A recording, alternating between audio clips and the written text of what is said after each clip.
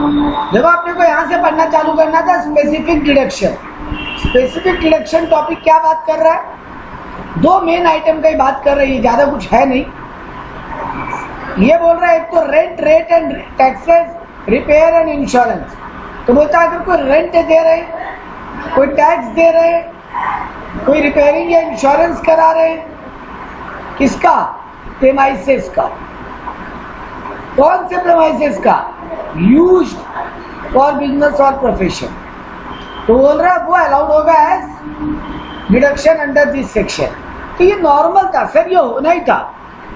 आप अगर कोई प्रेमाइसेस है, आपका कोई बिल्डिंग है, उसका आप कोई भाड़ा दे रहे हो, उसका आप कोई रेट या टैक्सेस दे रहे हो, उसका आप कोई रिपेयरिंग करवा रहे हो, इंश्योरेंस भर रहे हो प्रीमियम, तो ऑब्वियस सा बात हो बिजनेस पर्पज के लिए तो डिडक्शन तो मिलना ही था।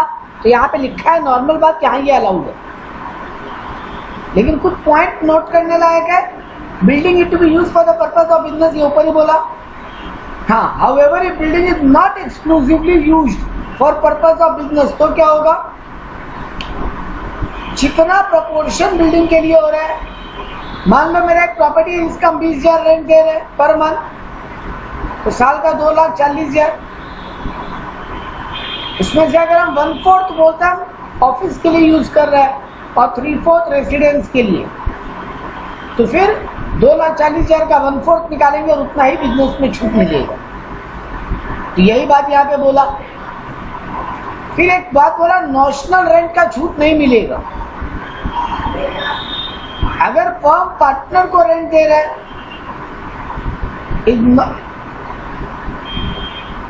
नॉर्मल क्या बोला? नॉशनल रेंट नहीं मिलेगा। तो सोल प्रोप्राइटर के केस में रेंट पेमेंट का छूट नहीं मिलेगा, क्योंकि खुद को खुद भाड़ा नहीं दे सकते।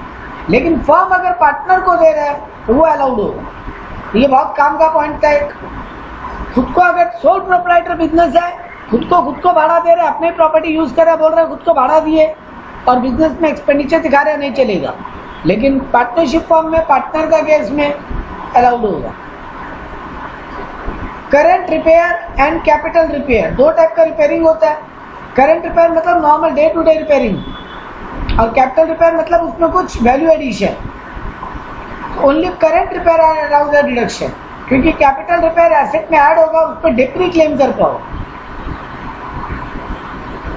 करंट रिपेयर यानी एसेट को प्रिजर्व करने के लिए या मेंटेन करने के लिए जो रिपेयरिंग कर रहे हैं, जो कि कोई नया या फ्रेश एडवांटेज नहीं देगा, मतलब वैल्यू एडिशन नहीं करेगा उसमें कुछ, वो एसेट का लाइफ या कैपेसिटी नहीं बढ़ा रहे, केवल वही अलाउड है। कैपिटल रिपेयरिंग अलाउड नहीं होगा। हाँ, प्रॉपर्टी का कोई म्युनिसिपल टैक्स दे रहे, इसी को बोलते हैं रेट्स एंड टैक्सेस। जैसे लैंड रेवेन्यू दे रहे, म्युनिसिपल टैक्स दे रहे, तो ये कैश बेसिस पे अलाउड होगा, मतलब जब पे करेंगे तभी छूट मिलेगा। अगर कैश बेसिस का मतलब ये नहीं है कि कैश डिपॉजिट, यहाँ बोलना ये चाह रहा है कि पे करेंगे तभी डिडक्शन मिलेगा, अगर पे नहीं किया तो छूट नहीं मिलेगा।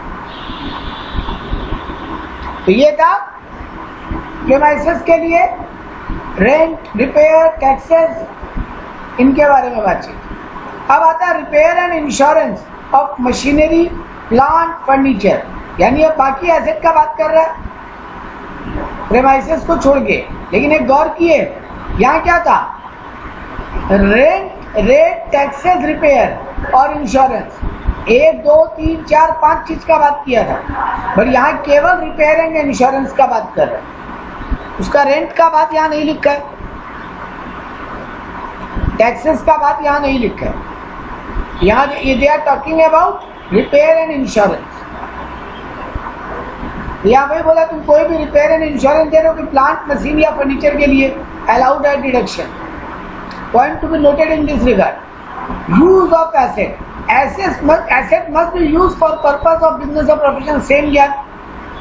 और अगर प्रोपोर्शनेटली यूज हो रहा है तो फिर, अगर प्रोपोर्शनेटली यूज हो रहा है तब फिर सेम बात, जितना प्रोपोर्शन बिजनेस के लिए यूज हो रहा है उतना अलाउड हो जाएगा। अब वो कौन डिसाइड करेगा? Assessing officer. करंट रिपेयर का खर्चा मिलेगा, कैपिटल रिपेयर का नहीं मिलेगा, सेम बात। तो सर यहाँ पे रेंट के बारे में बात नहीं किया, देखो रेंट के लिए अलग से बात की। रेंट पे अगर कोई प्लांट मशीन या फर्नीचर लेते हैं वो भी अलाउड है, वो इस सेक्शन में अलाउड नहीं था, वो इस 38(2) में अलाउड नहीं था। देखो यहाँ पे क्या बोला, सेक्शन नंबर यहाँ पे क्या दिया, 31, सॉरी सेक्शन 31 में अलाउड नहीं था। रिपेयरिंग रेंट अलग से अलाउड किया, तो रेंट भी अलाउड है, सीधा सा लॉजिक। तो ये सब चीज अगर हम कर रहे हैं तो हमको अलाउड एज एन एक्सपेंडिचर मिलेगा। ये स्पेसिफिक डिडक्शन था, ठीक है, काम का बात था वैसे, लेकिन लॉजिकली था, ज्यादा कुछ नया नहीं था। सिर्फ एक ही बात एक्स्ट्रा क्या याद रखने लायक है, सोल प्रोप्राइटर के केस में अगर ये खर्चा कर रहे हैं, ओनर को ही दे रहे हैं ये पैसा बिजनेस, तो नहीं मिलेगा छूट, बाकी केसेस में मिल जाएगा। पार्टनरशिप फर्म, HUF में भी मिल जाएगा, खाली सोल प्रोप्राइटर के केस में नहीं मिलेगा। नेक्स्ट आ जाओ डिप्रिसिएशन के ऊपर, वेरी वेरी वेरी इंपॉर्टेंट, और ये सेक्शन नंबर भी याद रखें, section 32 as per income tax depreciation. बोला किस पे अलाउड है, बोला सब पे, टेंजिबल हो या इनटेंजिबल। तो टेंजिबल माने building, machine, plant, furniture. Intangible माने know how, copyright, trademark, patent, licence, franchise और एनी अदर बिजनेस और commercial rights of similar nature. लेकिन ये 498 के बाद का होना चाहिए। और क्या इंक्लूड नहीं किया, does not include goodwill. Goodwill पे आपको डेप्री क्लेम करने नहीं मिलेगा, बाकी सारे इंटेंजिबल एसेट पे आपको डेप्री क्लेम करने मिलेगा और टेंजिबल एसेट पे भी क्लेम करने मिलेगा। ये हुआ बेसिक फंडा। इंटेंजिबल एसेट का तो रेट भी फिक्स है 25% WDV मेथड, 25% WDV मेथड। बाकी ये बिल्डिंग, मशीन, प्लांट, फर्नीचर का रेट थोड़ा थोड़ा बदलता है। कुछ कंडीशन है for claiming the depreciation, normal ज्ञान है। Asset must be owned by the SSC. Condition 2, asset must be used for the purpose of business. और सेम बात, अगर सर आप प्रोपोर्शनेटली यूज कर रहे हैं तो जितना प्रोपोर्शन बिजनेस के लिए हो रहा है डेप्री का उतना ही क्लेम करेंगे। मानो टोटल डेप्रिसिएशन आया 20,000, वही गाड़ी यूज कर रहे हैं, गाड़ी कभी पर्सनल पर्पस के लिए, कभी बिजनेस पर्पस के लिए, तो बोला गया गाड़ी मान लो 1/4 पर्सनल पर्पस, 3/4 बिजनेस पर्पस के लिए यूज हो रहा है, तो 1/4 तुमको क्लेम करने मिल जाएगा डेप्री का। 20,000 का 1/4, सॉरी 20,000 का 3/4, क्योंकि 3/4 बिजनेस के लिए यूज हो रहा है, 1/4 पर्सनल पर्पस के लिए हो रहा है, वो नहीं मिलेगा। लेकिन कंडीशन सीधा दो ही है, यूज फॉर द बिजनेस और ओन्ड बाय द एसएससी होना चाहिए। कुछ इंपॉर्टेंट पॉइंट बोला है यहाँ पे, beneficial owner, assessee need not to be a registered owner. यहाँ पे ओनर का मतलब क्या बोल रहा है, बोलते हैं एसएससी को ओनर होना पड़ेगा। ओनर होने का मतलब, ओनर होने का मतलब रजिस्टर्ड ओनर होना जरूरी नहीं है, बेनिफिशियल ओनर होगा तब भी मिल जाएगा। सर ऐसा क्यों बोला, एक बात समझना, ईएमआई पे मशीन खरीदा तो जब तक लास्ट ईएमआई नहीं दे दो तब तक तो तुम ओनर बनोगे नहीं। जब तक लास्ट ईएमआई नहीं दे दो तब तक तो तुम ओनर बनोगे नहीं। तो इन दैट केस सर डेप्री तो क्लेम करने मिलना चाहिए, क्योंकि यूज तो हम ही कर रहे हैं। 10 साल के बेसिस पर मशीन लिए, 10 साल तक ईएमआई देते रहेंगे। जिस दिन लास्ट ईएमआई दे देंगे उस दिन एसेट मेरा हो जाएगा, नहीं दे पाए तो वो उठा के ले जाएगा। तो सर उस केस में डेप्री तो क्लेम करने अलाउड होना चाहिए। यही बात यहाँ समझाना चाह रहा था कि रजिस्टर्ड ओनर भले ही तुम नहीं हो, लेकिन बेनिफिशियल ओनर तो उसका बेनिफिट तो तुमको मिल रहा है, यूज तो तुम कर रहे हो, तो वो तुम डेप्री क्लेम कर रहे हो। फिर बोला को ओनर अगर है, अगर ज्वाइंट ओनरशिप है तो depreciation allowed on proportionate basis, दोनों ओनर को प्रोपोर्शनेट बेसिस पे मिलेगा। अगर हायर परचेज पे एसेट लियो, वही ईएमआई कंसेप्ट, तो buyer can claim depreciation even though it does not get the legal title. यही बात इसलिए बेनिफिशियल ओनर वाला बात समझाए। पार्टली वाला बात हम बोल ही दिए कि जितना पार्ट यूज हो रहा है उतना ही प्रोपोर्शन डिप्री मिल जाएगा। Passive use versus active use क्या होता है, बोल रहा use includes active use as well as passive use. Active use का मतलब है actual use of the property for purpose of business और प्रोफेशन। लेकिन पैसिव यूज मतलब रेडी टू यूज है, लेकिन तुम उसको भी यूज में डाले नहीं। It mean property not actually use for business but was ready to use in previous year. In such case SSC can claim depreciation on such asset. अगर रेडी टू यूज है तो भी तुम क्लेम कर सकते हो। यहाँ पे एक ही काम का लाइन है, यूज कर रहे हैं, रेडी टू यूज है, क्लेम कर सकते हैं। जितना बिजनेस के लिए यूज हो रहा है उतना ही क्लेम कर सकते हैं। ओनर होना जरूरी है, रजिस्टर्ड ओनर नहीं। ज्वाइंट ओनर होगा तो प्रोपोर्शनेटली क्लेम करेंगे। ईएमआई पे लाए तो भी डिप्री क्लेम कर पाएंगे। कैपिटल एक्सपेंडिचर ऑन प्रॉपर्टी, अगर और बाद में कैपिटल एक्सपेंडिचर करें तो वो भी एसेट में ऐड हो जाएगा और उस पर भी हम डिप्री क्लेम कर पाएंगे। रेवेन्यू एक्सपेंडिचर है वो तो नॉर्मली एक्सपेंडिचर के रूप में क्लेम कर ही रहे हैं। कोई कैपिटल एक्सपेंडिचर है, एसेट में कुछ एडिशन हुआ है या उसका लाइफ है, कैपेसिटी बढ़ रहा है, ऐसा कोई खर्चा कर रहे हैं तो वो एसेट में ऐड हो जाएगा, उस पर भी डिप्री क्लेम कर लें। सेक्शन 53 एक बात बोलता है, transfer of property act, possession of immoral property और that means transfer of property can claim depreciation even though is not the registered owner. सीधा बात बोल रहे हैं भाई, कुछ भी कहा नहीं। यूज अगर बिजनेस में हो रहा है और बिजनेस बेनिफिशियल ओनर कहलाएगा और बिजनेस डिप्री क्लेम कर पाएगा। अगर कोई हाउस प्रॉपर्टी है तो इसका रेंट आता है, वो तो हाउस प्रॉपर्टी एक्ट में जाता है। नॉर्मल हाउस प्रॉपर्टी का रेंट हाउस प्रॉपर्टी में जाएगा, चाहे वो बिजनेस का हाउस प्रॉपर्टी क्यों न हो। लेकिन अगर वो बिजनेस का हाउस प्रॉपर्टी अपने ही एम्प्लॉय को दे रहे हैं या कोई गवर्नमेंट डिपार्टमेंट को दे रहे हैं, पुलिस स्टेशन को दे रहे हैं यूज करने ताकि मेरे बिजनेस का फायदा हो, या हाउस प्रॉपर्टी चैप्टर में पढ़ाया था स्टार्टिंग का क्लास में कि कोई एसेट है जो इनकम टैक्स डिपार्टमेंट को हम वहाँ पे ऑफिस बना दिए मेरे ही कैंपस में ताकि मेरा बेनिफिट हो, अपने एम्प्लॉइज को क्वार्टर बना दिए, पुलिस स्टेशन बना के दे दिए पुलिस वालों को ताकि मेरे एरिया का सेफ्टी रहे, फायर स्टेशन को जगह बना के दे दिए ताकि मेरे फैक्ट्री प्रेमाइसेस में या पूरे एरिया में कहीं आग लगे तो तुरंत बुझाया जा सके। तो ये सब smooth running of the business हो रहा है। तो उस केस में वो इनकम जो आएगा वो पीजीपीपी में आएगा, तो फिर यहाँ डिप्री भी क्लेम कर सकते हैं। सीधा साधा कहानी, अगर रेंट हाउस प्रॉपर्टी में जा रहा है तो यहाँ डिप्री क्लेम नहीं कर पाएंगे।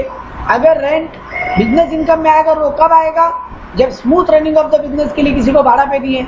तो यहाँ पे सारा एग्जांपल दिया आपको, नेशनलाइज बैंक को जगह दे दिया, पुलिस स्टेशन को जगह दे दिया, कोई भी गवर्नमेंट एजेंसी को जगह दे दिए, रेलवे स्टाफ का क्वार्टर बनवा दिए, टैक्स ऑफिस के लिए जगह दे दिए या अपने ही एम्प्लॉय को दे दिए। वो सब केस में रेंट तुम्हारा, अगर रेंट पीजीपीपी इनकम माना जाएगा उस केस में, तो फिर यहाँ पे डिप्री भी क्लेम करने मिलेगा। आई होप ये पूरा पार्ट क्लियर है, कोई कंफ्यूजन नहीं है। तो जब हम प्रैक्टिकल पार्ट पे आ रहे हैं,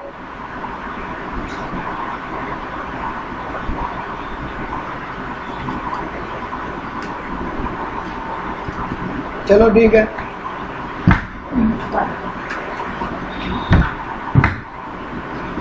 method of computing depreciation other than power unit.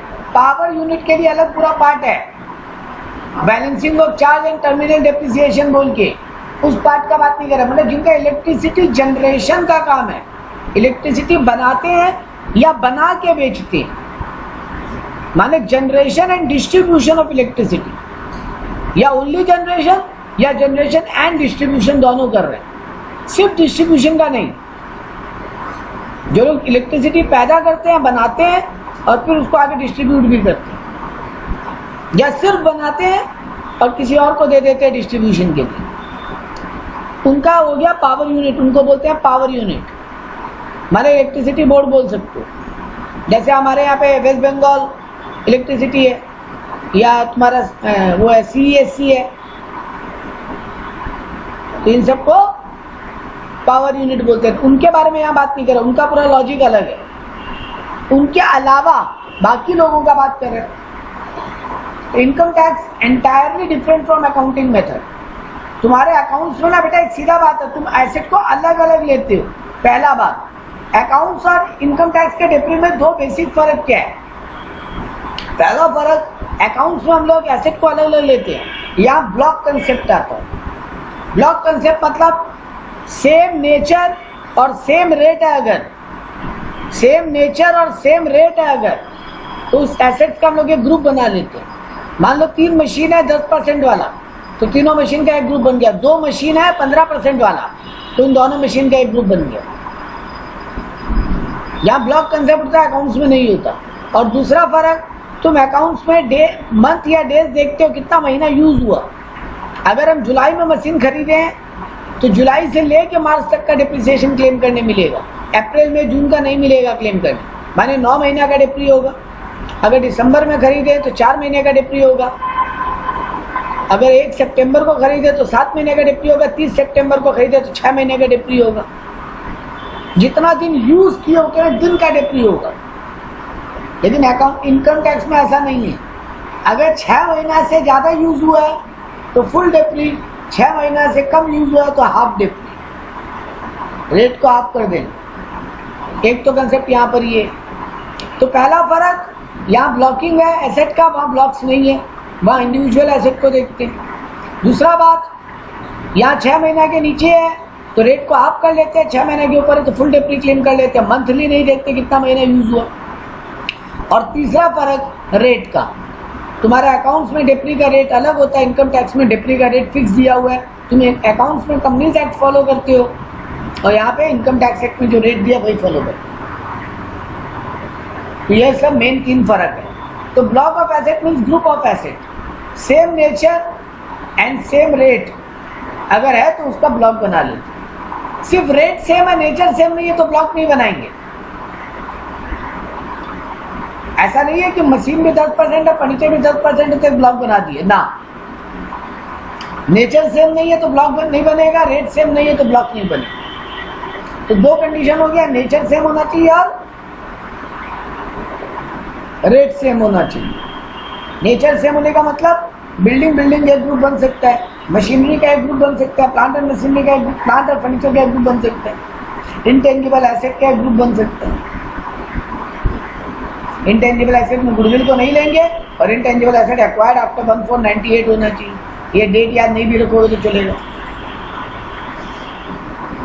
यहाँ फॉर्मेट क्या होगा डिप्री क्लेम करने का, बहुत ही आसान।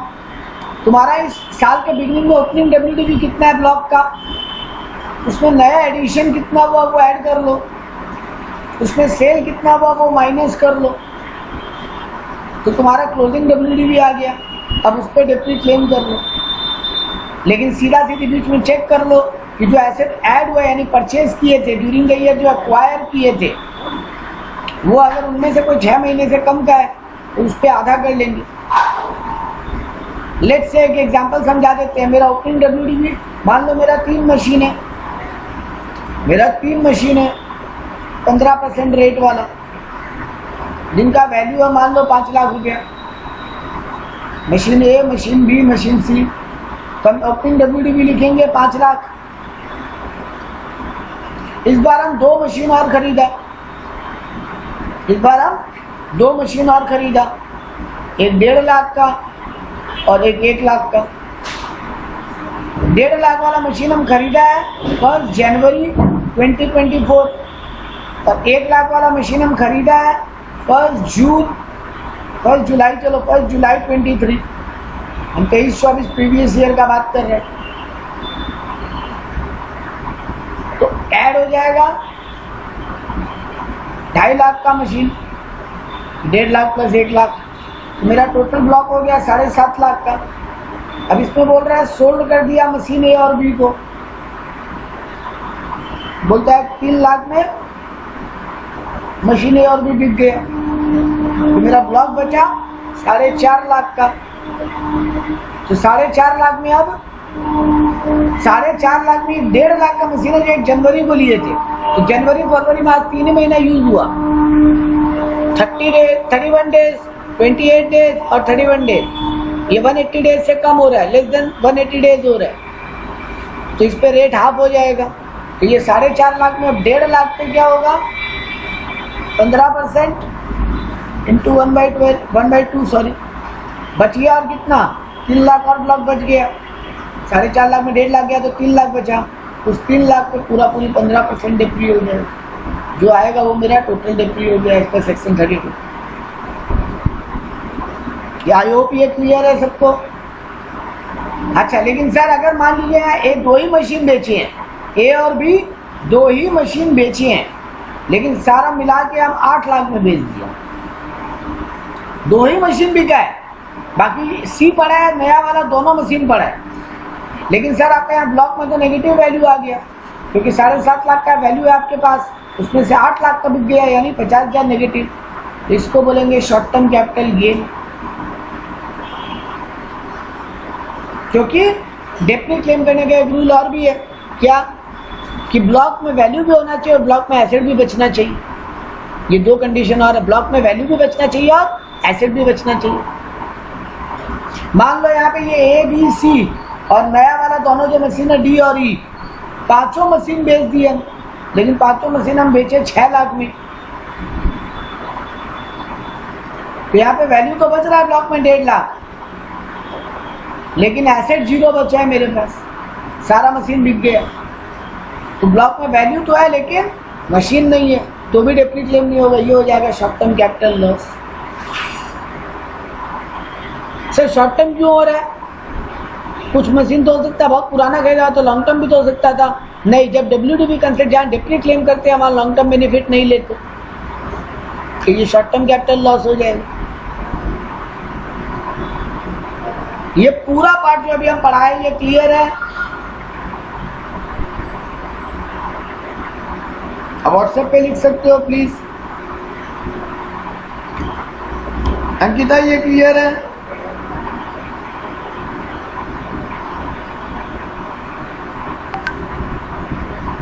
कब डेप्री निकलेगा, कितना डेप्री निकलेगा, कब शॉर्ट टर्म कैपिटल गेन होगा, कब शॉर्ट टर्म कैपिटल लॉस होगा? अंकिता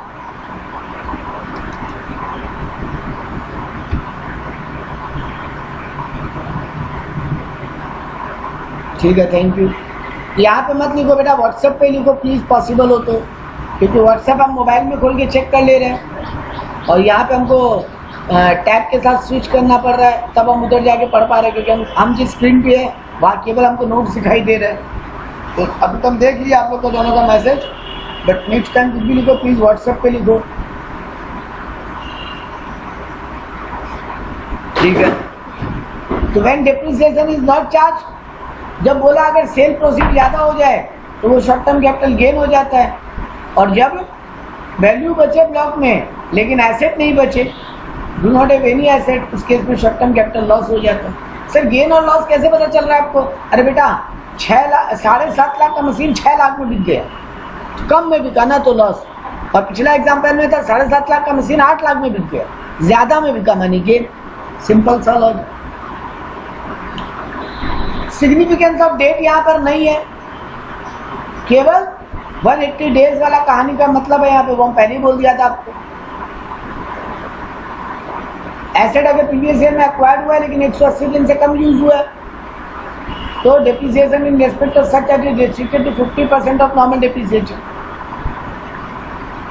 यहाँ पे डेट ऑफ परचेज कोई रेलेवेंस नहीं रखता। एक बहुत मजेदार क्वेश्चन पूछेंगे, आंसर करना, मजा आएगा सुन के। मान लो 23-24 में हम 1 जनवरी को एक मशीन खरीदा, लेकिन पुट टू यूज नहीं किया, पुट टू यूज नहीं किया, इसको पुट टू यूज नहीं किया, ठीक है, इसको यूज में नहीं डाला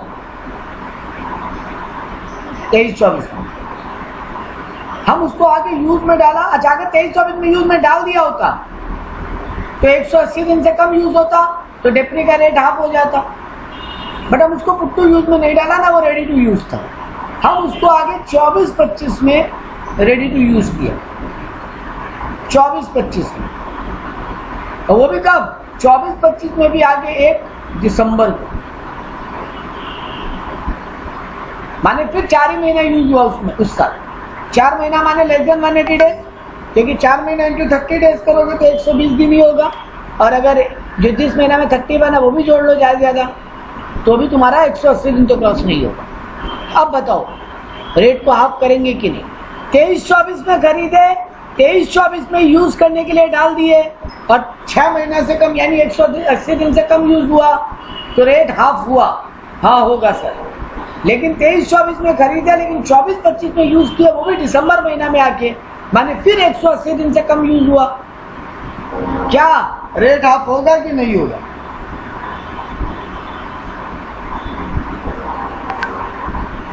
बोलो। अंकिता बोल रही है हाफ होगा, चंद्रलेखा भी बोल रही है हाफ होगा। नहीं बेटा, हाफ नहीं होगा। अगर सेम ईयर में जिस ईयर खरीदे उसी ईयर पुट टू यूज हो जाए और 180 दिन से कम यूज हो तो रेट हाफ होगा।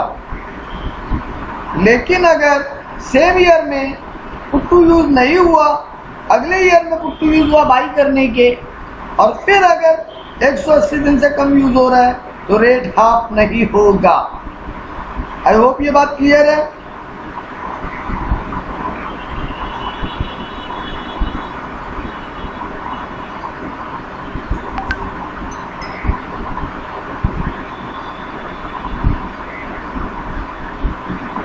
आई होप ये बात क्लियर है।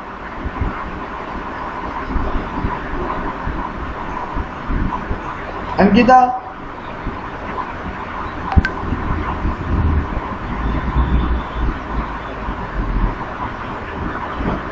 आई होप क्लियर है। यहाँ पे इतना ही काम का बात था। देखो ये वाला चार्ट में बताया भी है, asset acquired in the previous year put to use during the year for less than 180 days, तो डिप्रिसिएशन का रेट हाफ होगा, half of the prescribed rate. More than 180 days तो फुल रेट होगा। Actually acquired previous year put to use during the year और 180 दिन से कम हुआ। एक मिनट, ये तो नहीं था, एक मिनट रुको। Asset acquired earlier previous year put to use during the year for a period less than 180 days, depreciation available at half of the prescribed rate. But ये रूल नहीं था, हम लोग जब सम सॉल्व करते थे ये रूल नहीं करते थे, क्योंकि ये वाला पॉइंट डिबेटेबल है, हम एक बार क्रॉस चेक करेगा।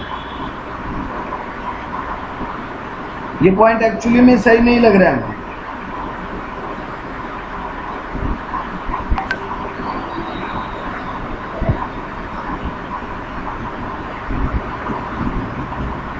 ये वाला पॉइंट पे हमको डिबेटेबल है कि acquired in any previous year put to use in the current year, और अगर 180 दिन से कम यूज है तो रेट हाफ हो जाएगा। ये बात हमको गलत लग रहा है, फिर भी हम क्रॉस चेक करेगा, क्योंकि हम लोग जब प्रैक्टिकल सम बनाते थे तो ये इसके ऊपर एक अलग सम आता था और उसमें हम लोग फुल रेट लेते थे।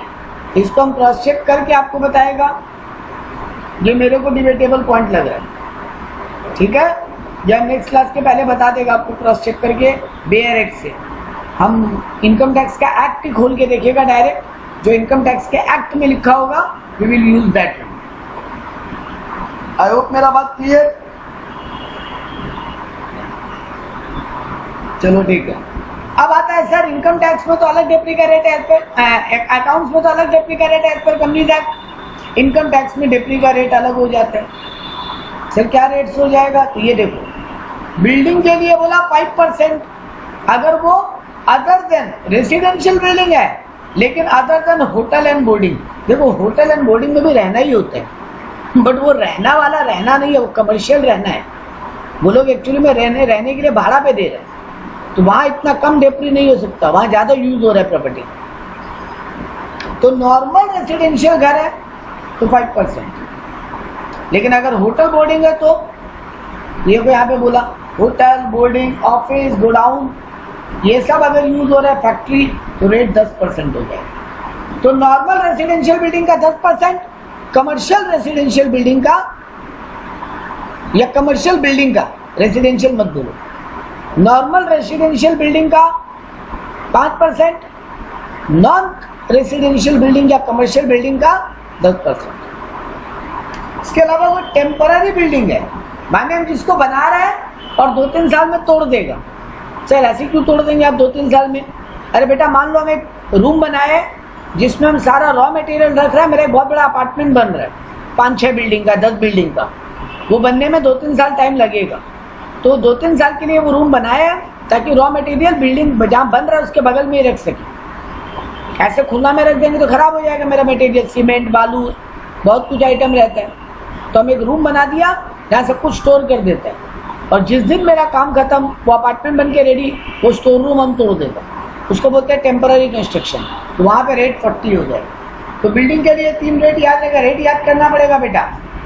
एग्जाम में चांस है कि आपको रेट दे देगा, एग्जाम में चांस है कि आपको रेट दे देगा, बट मेरा मानो रेट याद कर लो, सारा नहीं, जो हम कम से कम बोल रहे हैं वो तो याद कर ही लो।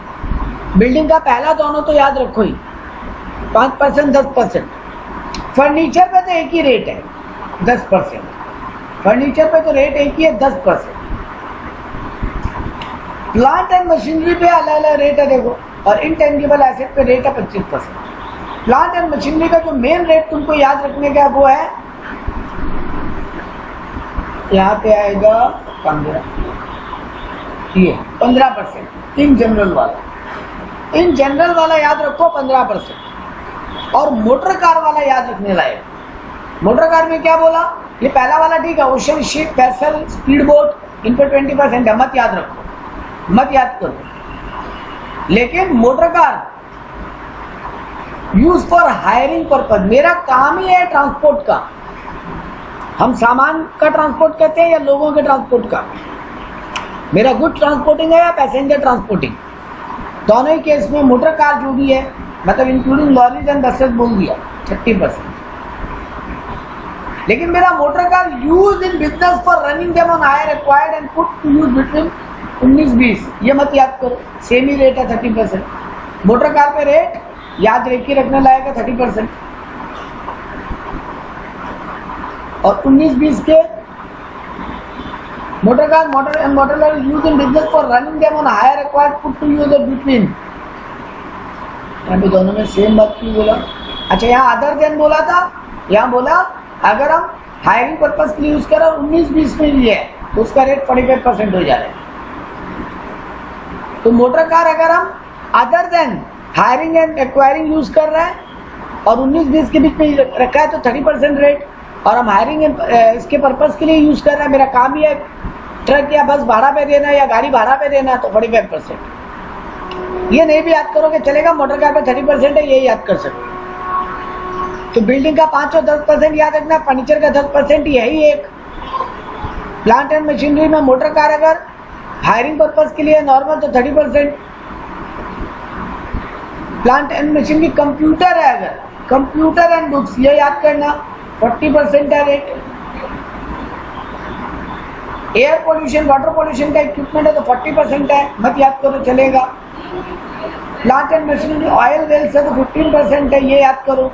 और plant and machinery normal general है, मतलब इन सब कैटेगरी में नहीं आ रहा है।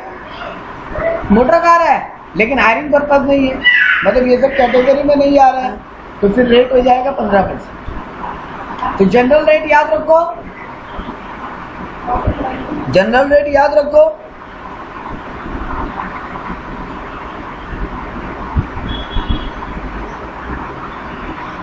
और बाकी उतना डीपली याद करने का दरकार नहीं। यहाँ बिल्डिंग का मतलब होता है बिल्डिंग इंक्लूड रोड। अब बिल्डिंग इंक्लूड रोड, हाँ बेटा, जिनका इंफ्रास्ट्रक्चर के काम है, या मान लो एक अपार्टमेंट बना है तो अपार्टमेंट के जो बीच का रास्ता है, बिल्डिंगों के बीच में रास्ता होता है वॉकिंग का, वो भी इंक्लूड कर रहा है। बिल्डिंग इंक्लूड ब्रिजेस,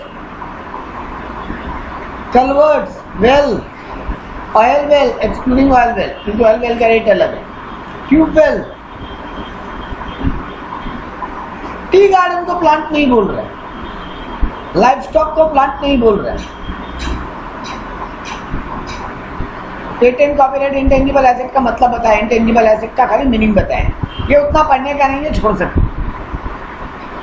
अब ये वाला में किस पे कितना रेट लगेगा ये आपका होमवर्क रहेगा, ये पढ़ाने का कुछ नहीं है, खाली आइटम पढ़ के देखना कितना रेट होगा, हाफ होगा कि फुल होगा, क्या होगा। ये पूरा केस को यहाँ पे सॉल्व किया है।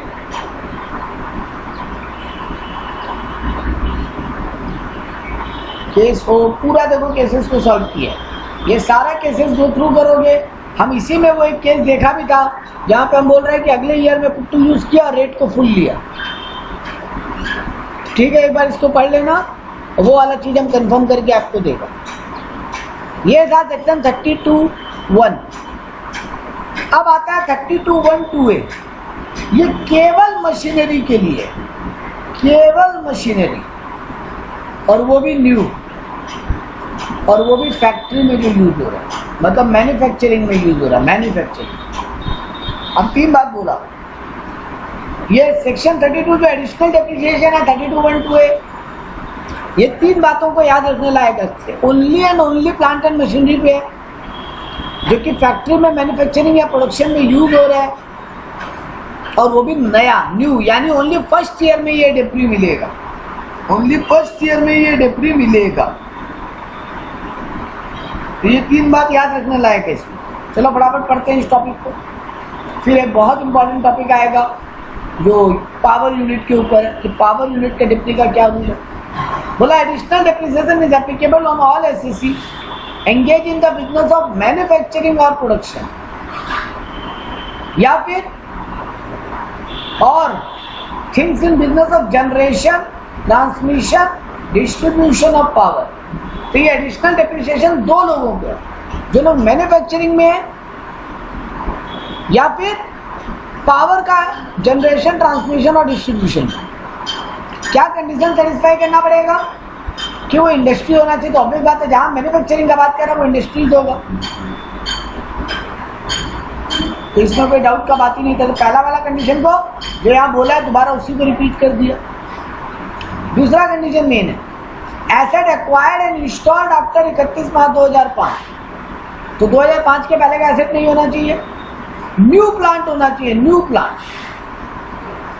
Plant and machinery, second hand नहीं होना चाहिए। अदर देन द फॉलोइंग, इनको एसेट माना ही नहीं। शिप और एयरक्राफ्ट तो यहाँ पे प्लांट एंड मशीनरी नहीं मान रहे। एनी प्लांट और machinery is use either with in और outside India by any other person before such installation, मतलब सेकेंड हैंड नहीं होना चाहिए। कोई और यूज किया फिर मेरे को दे रहे हैं, इंडिया या इंडिया के बाहर कहीं भी कोई और यूज किया और अब हमको दे रहे हैं, वो एसेट का बात नहीं हो रहा। हम नया परचेज किए वो नहीं बोल रहे हैं, एसेट ही नया होना चाहिए। ऑफिस प्रेमाइसेस में यूज करने वाले एसेट का बात नहीं कर रही, क्योंकि देखो यहाँ पे बोल रहा है अदर देन, माने क्या क्या एसेट नहीं मान रहा है। तो शिप एयरक्राफ्ट को नहीं मान रहा है, सेकेंड हैंड को नहीं मान रहा है, office premises, guest house, residential accommodation का एसेट को एसेट नहीं मान रहा है, मशीन को मशीन नहीं मान रहा है। अब तुम बोलोगे ना ऑफिस में भी तो लैपटॉप एक मशीन ही है, ऑफिस में भी एसी एक मशीन ही है, प्रिंटर एक मशीन ही है, उनका बात यहाँ नहीं कर रहे।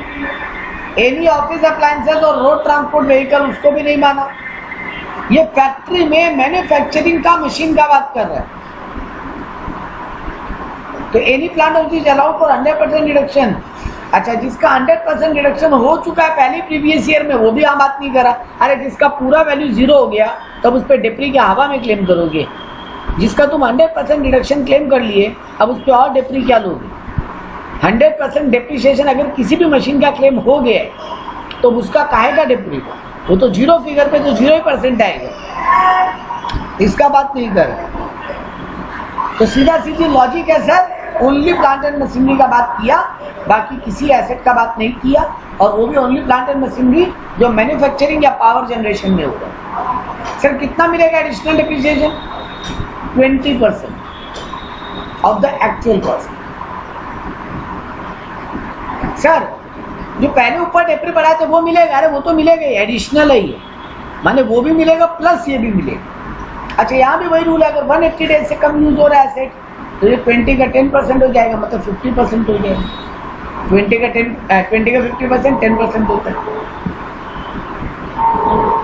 अच्छा सर, यहाँ एक पंगा हो गया, आप तो बोले थे ये फर्स्ट ईयर में मिलेगा।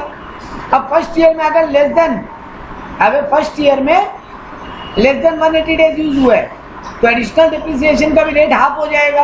हाँ, और नेक्स्ट ईयर तो मिलना नहीं है तो मेरा नुकसान हो गया, हमको आप हाफ ही रेट दिए। गवर्नमेंट बोला नहीं, इस केस में बैलेंस डिप्रिसिएशन नेक्स्ट ईयर में क्लेम कर लो, माने पूरा 20% ही डिप्रिशिएट करने देंगे तुमको। अगर इस ईयर में put to use less than 180 days है तो रेट को हाफ कर लो, और अगले ईयर रिमेनिंग वाला हाफ क्लेम कर लेना। लेकिन अगर करंट ईयर में पूरा 20 क्लेम हो गया है, हाफ नहीं करना पड़ा, तो फिर नेक्स्ट ईयर कोई और डिप्री नहीं मिलेगा इसमें।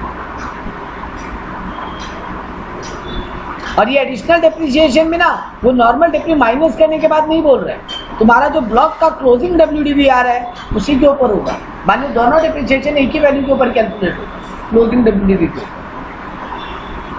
ये एडिशनल डेप्रिसिएशन नहीं मिलेगा अगर तुम उसको जिस ईयर में खरीदा उसी ईयर बेच भी दिया तो नहीं मिलेगा। अरे एसेट ही नहीं है ईयर एंडिंग में तो डिप्री खाएगा। Additional depreciation not available if the power unit is claiming depreciation by straight line method. इसके ऊपर अभी 2 मिनट में बात करेंगे, इसके ऊपर अभी 2 मिनट में बात करेंगे। यहाँ पे कोई डाउट आया तो बोलो पहले।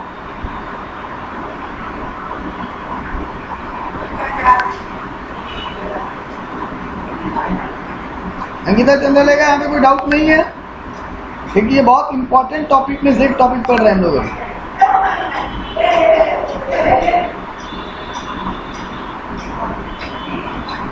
ये एग्जाम्पल्स आप लोग देखोगे नहीं समझ में आएगा, हम बाद में वीडियो में सॉल्व कर देगा एग्जाम्पल्स, लेकिन फिलहाल आप लोग देखोगे। हम पहले कंटेंट खत्म करने पर फोकस कर रहे हैं।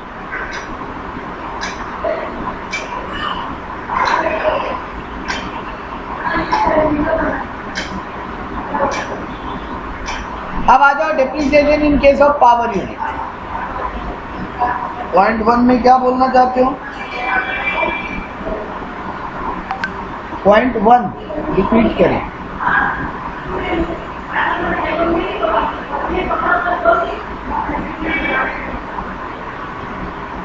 SSC must be industrial undertaking, ये वाला पॉइंट अंकिता, कंडीशन का पहला पॉइंट।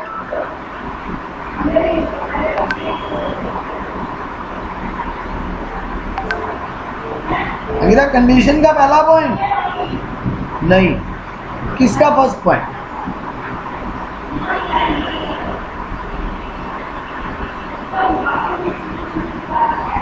तो ये वाला पॉइंट। अरे बेटा क्लोजिंग WDV किसको बोलते हैं? तुम्हारा स्टार्टिंग का साल का बिगिनिंग में एक ओपनिंग WDV है, ऐड करते हो ड्यूरिंग द ईयर का परचेज और लेस करते हो ड्यूरिंग द ईयर का सेल, तो आता है ना फिगर, उसी को तो क्लोजिंग WDV बोलते हैं। तो बोलना चाह रहे हैं नॉर्मल डेप्रिसिएशन भी इसी के ऊपर कैलकुलेट होगा और एडिशनल डेप्रिसिएशन भी इसी के ऊपर कैलकुलेट होगा। अब ठीक है,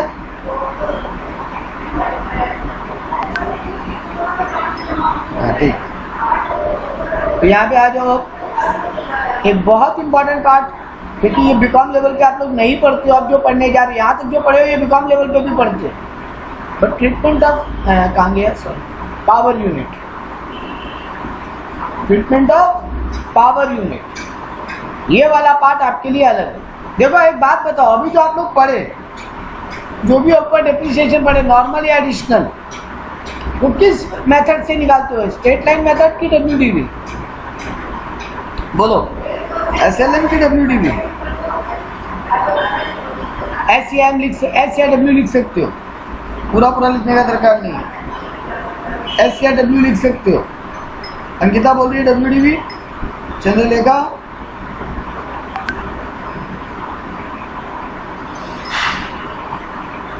WDV, सही हो आप लोग। लेकिन पावर यूनिट के लिए बाय डिफॉल्ट डिप्री का सिस्टम SLM है।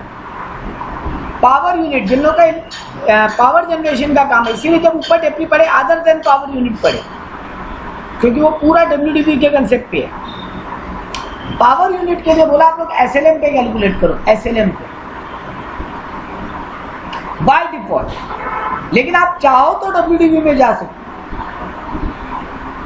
अब चाहो तो WDV में जा सकते। SLM करोगे तो कुछ अलग रूल है आपके लिए। तो आप नॉर्मली SLM आपको बाय डिफॉल्ट मिलेगा। अगर आपको WDV चाहिए तो आप इनकम टैक्स डिपार्टमेंट को अप्लाई करो। आप इलेक्ट्रिसिटी पावर जनरेशन डिस्ट्रीब्यूशन का काम करते हो, आपको इनकम टैक्स डिपार्टमेंट को एप्लीकेशन देना पड़ेगा कि मेरे को WDV में जाना है, तब फिर ऊपर वाला रूल आप पे अप्लाई हो जाएगा, जो है वही फॉलो कर। लेकिन अगर आप बोलते हो नहीं हमको SLM में जो दिया हम उसी में रहेंगे, तो फिर आपके लिए कुछ रूल है। अच्छा सर हम SLM कर रहे हैं 4 साल से, क्या अब हम WDV में जा सकते हैं? हाँ, जा सकते हो। लेकिन सर हम एक बार WDV में चले गए, वापस SLM में आना चाहते हैं, नहीं कर पाओगे। तो बाय डिफॉल्ट SLM है, आप SLM से WDV में कभी भी जा सकते हो, लेकिन WDV से SLM में वापस नहीं आ सकते।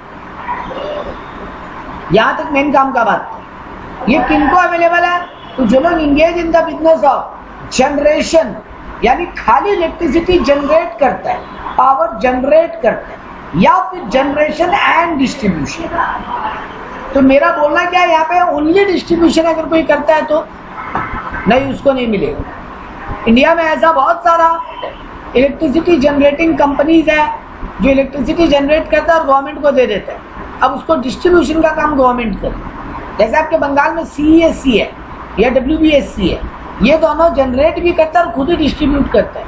लेकिन अगर CESC इलेक्ट्रिसिटी जनरेट कर रहा होता और वो WBSC को दे देता और बोलता डिस्ट्रीब्यूशन का काम तुम लोग करो, तो वो सिर्फ जनरेशन कहलाता। तो यहाँ पे बोल रहा है जो जनरेशन का काम कर रहे हैं पावर का, या जनरेशन एंड डिस्ट्रीब्यूशन दोनों कर रहे हैं, उनको ये एक्ट में डेप्रिसिएशन मिलेगी। और ऐसे रिक्वायर आफ्टर 31/3/97 उनको चॉइस मिला, चॉइस। यूजुअली सारे लोग WDV करते हैं, इनको चॉइस मिला स्ट्रेट लाइन का। लेकिन अगर ये लोग चाहें तो WDV में जा सकते हैं by an application to income tax department. इनको एडिशनल डेप्रिसिएशन नॉट अवेलेबल है। जो लोग SLM क्रिएट करेगा इनको एडिशनल डेप्रिसिएशन नहीं मिलेगी। इनका भी स्पेसिफिक रेट है।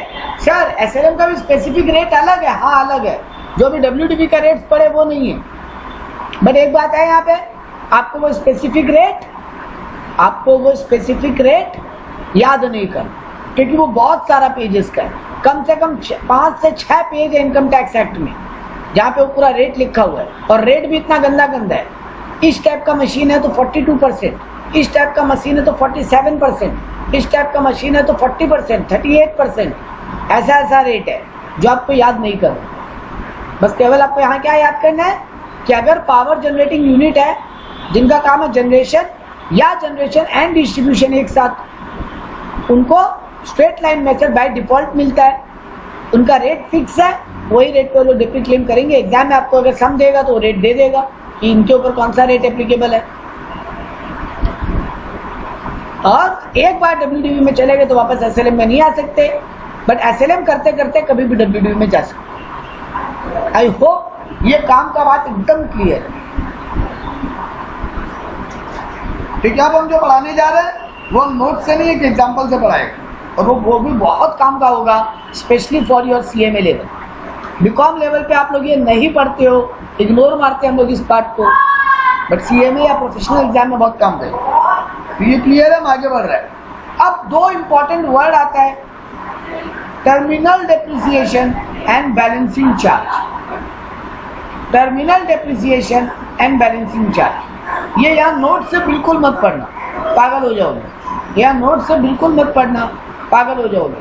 हम जो एग्जाम्पल पढ़ा रहे हैं बाद में उसको अपनी कॉपी में समराइज कर लेना। मान लो मेरा एक मशीन है 5 लाख का, हम पावर, ये केवल पावर जनरेटिंग यूनिट के लिए एप्लीकेबल है, सबके लिए नहीं है। जनरेशन एंड डिस्ट्रीब्यूशन या जनरेशन ऑफ पावर है जिनका, ये उन्हीं के लिए है। टर्मिनल डेप्रिसिएशन और बैलेंसिंग चार्ज, इस पर अलग प्रैक्टिकल भी आता है, अलग से थ्योरी भी आता है। एक बहुत बेहतरीन एग्जाम्पल, एक एग्जाम्पल में दोनों क्लियर हो जाएगा आपको एक बार में। मान लो मेरा 5 लाख का मशीन है, उसको हम सोल्ड किया, उस पर मान लो ये 5 लाख का मशीन हम 5 साल पहले लिया था। 5 लाख का मशीन हम कई साल पहले लिया था, छोड़ो कब लिया था। 5 लाख का मशीन हम कभी लिया था, उस पर डिप्री होते होते मान लो 2,80,000 का डिप्री हो गया। मान लो अब तक उस पर डिप्री होते होते इतने साल में 2,80,000 का डिप्री हो गया। तो आज के दिन मेरे बुक में कितना वैल्यू बच रहा है? अच्छा, ये डिप्री कौन सा मेथड पे होगा इतने साल में? SLM। अब उसका वैल्यू बचा है 2,20,000 मेरे बुक। अब 3 केस लेना। मान लो वो एसेट हम सोल्ड कर दिया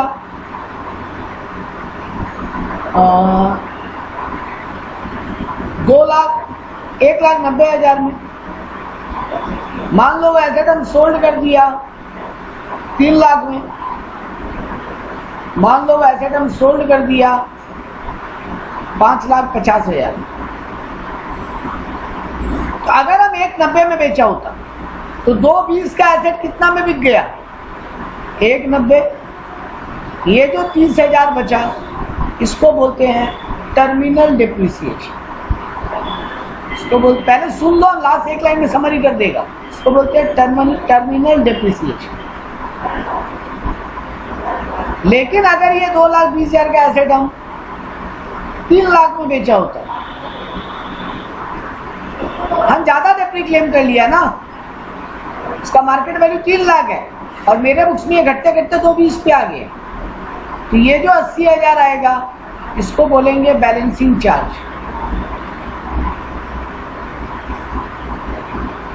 इसको बोलेंगे बैलेंसिंग चार्ज।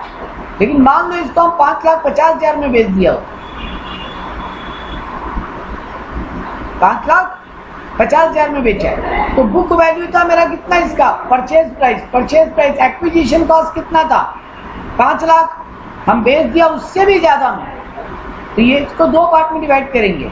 ये जो 50,000 आ रहा है ये मेरा कहलाएगा शॉर्ट टर्म कैपिटल गेन, ये मेरा कहलाएगा sorry long term capital gain, ये मेरा कहलाएगा लॉन्ग टर्म कैपिटल गेन। अभी भी तो 220 माइनस और कितना वैल्यू बचा? 550 माइनस 220 करोगे तो 330 है, 5 लाख। 5 लाख माइनस 220 करोगे तो एक मिनट गलती हो रहा है। 5 लाख का 550 में 50 अलग कर दिए।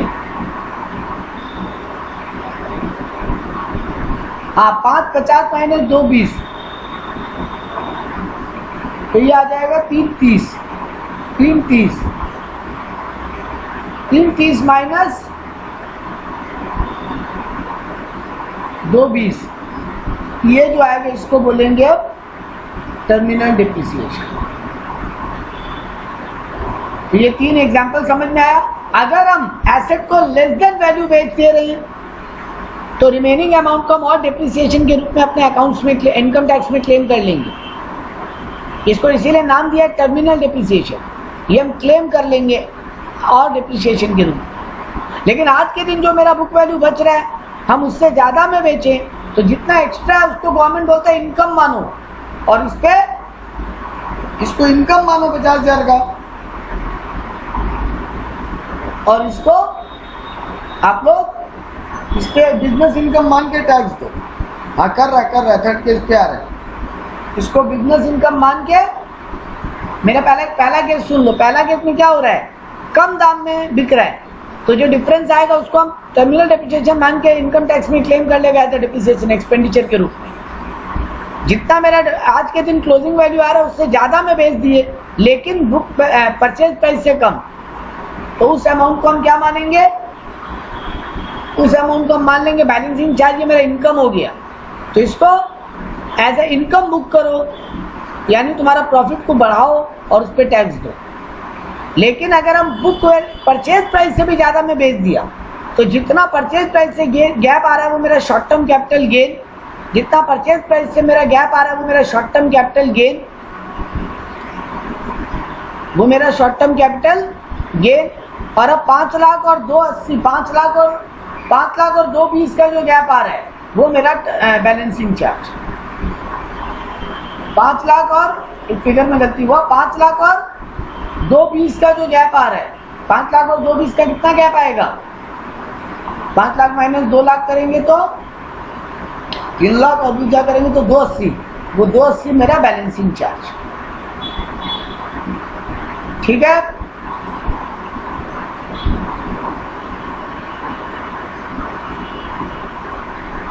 क्लियर है मेरा बात? अब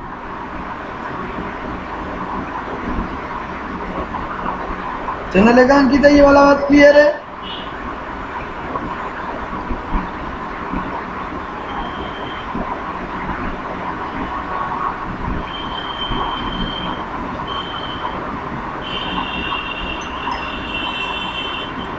ओके, इस पे प्रैक्टिकल सम के साथ में कर लो तो क्लैरिटी और आ जाएगी।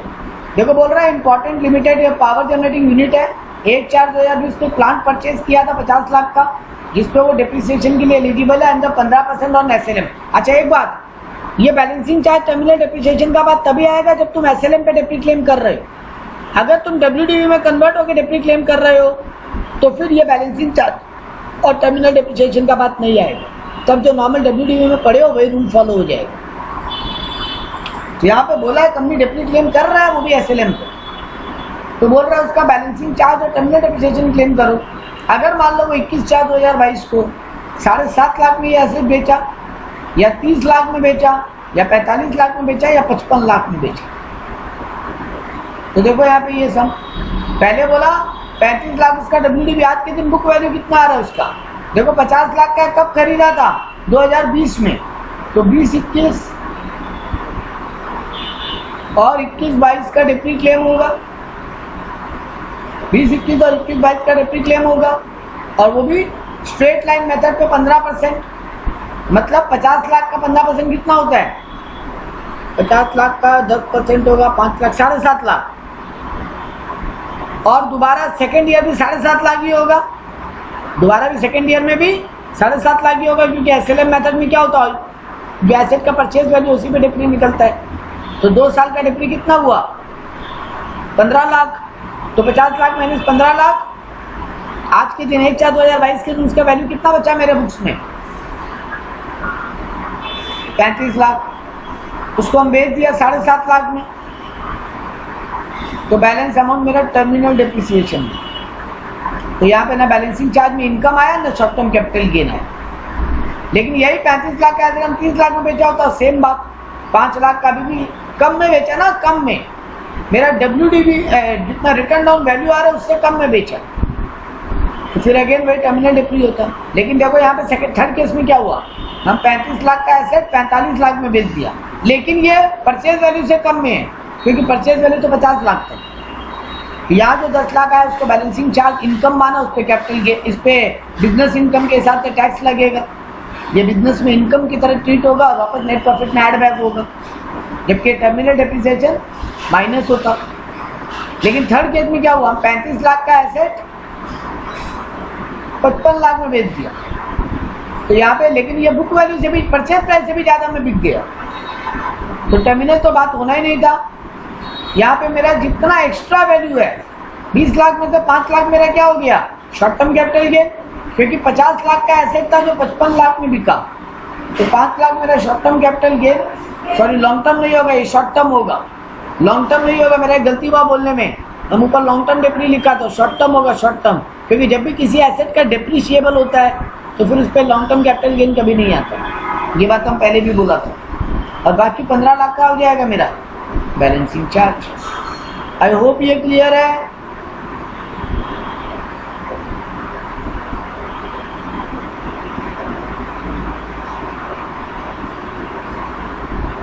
अंकिता ये क्लियर है एकदम, क्योंकि आएगा एग्जाम में आप लोग के, बहुत इंपॉर्टेंट है ये, एमसीक्यू में भी दे सकते हैं आपको इजीली है, जैसे होगा यहाँ पे दिया भी एमसीक्यू करना ये वाला सॉल्व, सेम दोबारा एक क्वेश्चन दिया आप लोग सॉल्व करके देखना, हिंट भी दिया हुआ आंसर का, तो दिक्कत नहीं हो।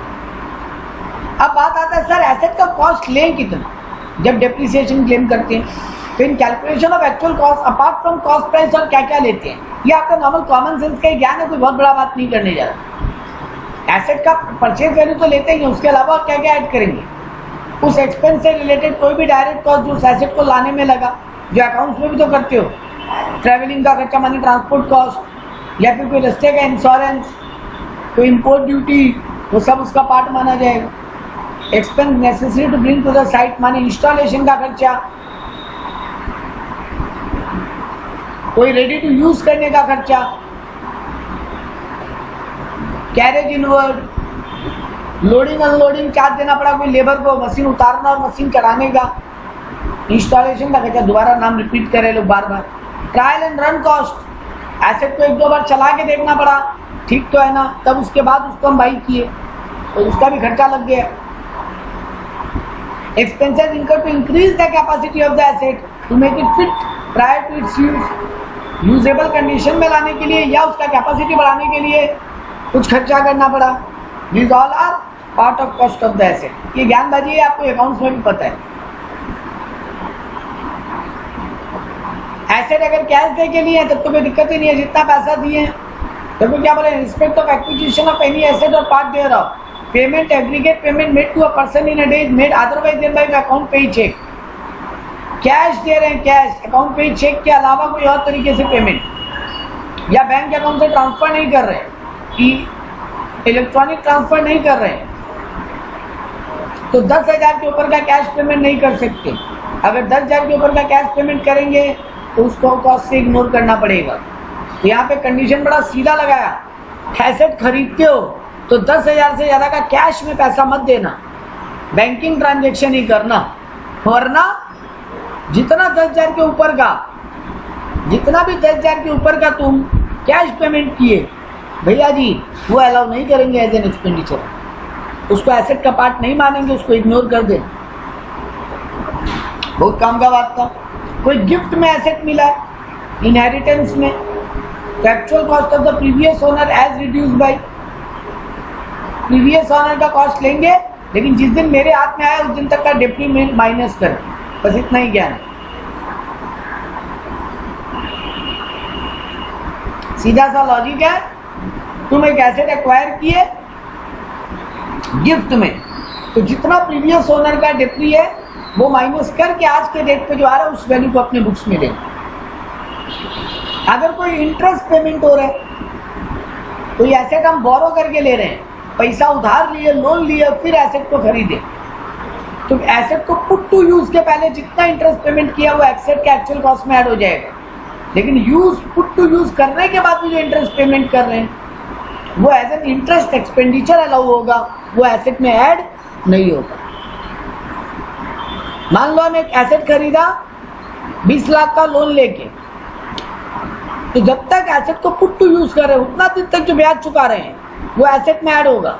उसके बाद जो इंटरेस्ट ऑन लोन चुका रहे हैं वो एसेट में ऐड नहीं होगा, वो एवरी ईयर तुम्हारा एक्सपेंडिचर के रूप में जाएगा। Any subsidy receive from government, government से कोई छूट मिला है उस एसेट को खरीदने के लिए, तो वो एसेट से माइनस कर लेना, ऑब्वियस सा बात है। ये बहुत इंपॉर्टेंट पॉइंट है। GST include in the invoice, तो actual cost of the asset से भी reduce by the amount of input tax credit against GST. देखो दो ही काम, एक ही काम कर सकते हो। अगर जीएसटी पे डेप्री क्लेम कर रहे हो, अगर जीएसटी इंक्लूड करके हम 5 लाख का मशीन खरीदा और उस पर 12% डेप्री जीएसटी दिया 60,000, तो मेरा 5,60,000 का एसेट हो गया। तो भैया जी सीधा रूल है, या तो 5 लाख पे ही डेप्री क्लेम करो और जीएसटी का इनपुट क्लेम कर लो आउटपुट इनपुट का एडजस्टमेंट में, ITC input tax credit claim कर लो। और अगर पूरा 5,60,000 पे डेप्री क्लेम करना चाहते हो, जीएसटी वैल्यू पे भी डेप्री क्लेम करना चाहते हो तो कर सकते हो, लेकिन फिर ये 60,000 को इनपुट क्लेम मत करना, ये 60,000 को इनपुट क्लेम मत करना। ज्यादातर बिजनेसमैन बोलता नहीं है 60 का हम इनपुट क्लेम करेंगे, उस पर डेप्री क्लेम नहीं करेंगे, हम 5 लाख पे डेप्री क्लेम करेंगे। इनकम टैक्स सजेशन भी वही करता है कि वही बेटर।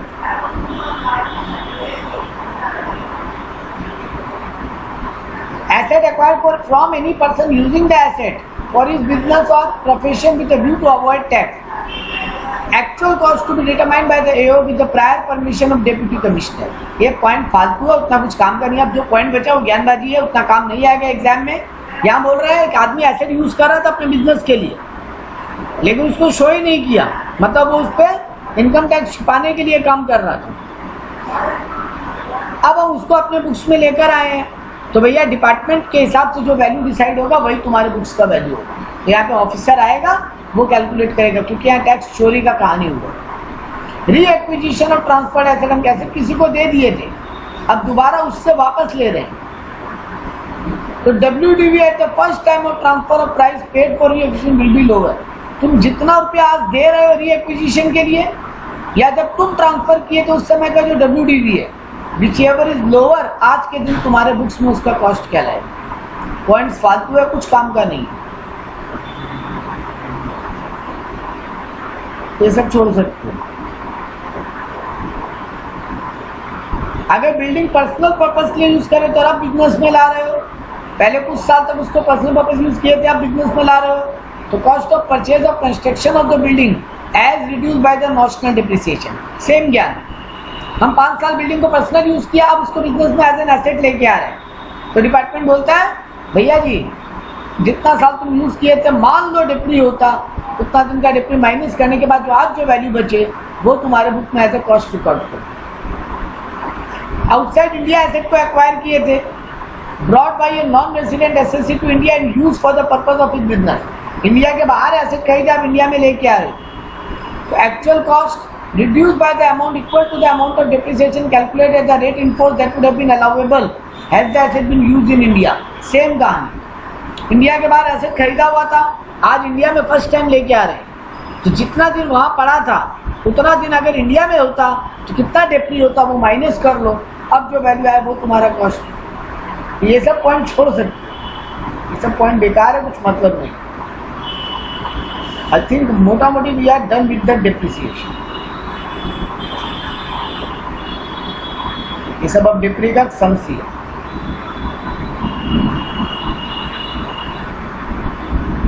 यहीं तक रोक रहे हैं, इसके बाद वाला पार्ट नेक्स्ट क्लास में चालू करेंगे। ये पॉइंट नंबर 2.3.13 से अगर रेट ऑफ एक्सचेंज चेंज हो जाए करेंसी का, उस केस में एसेट के साथ क्या करते हैं।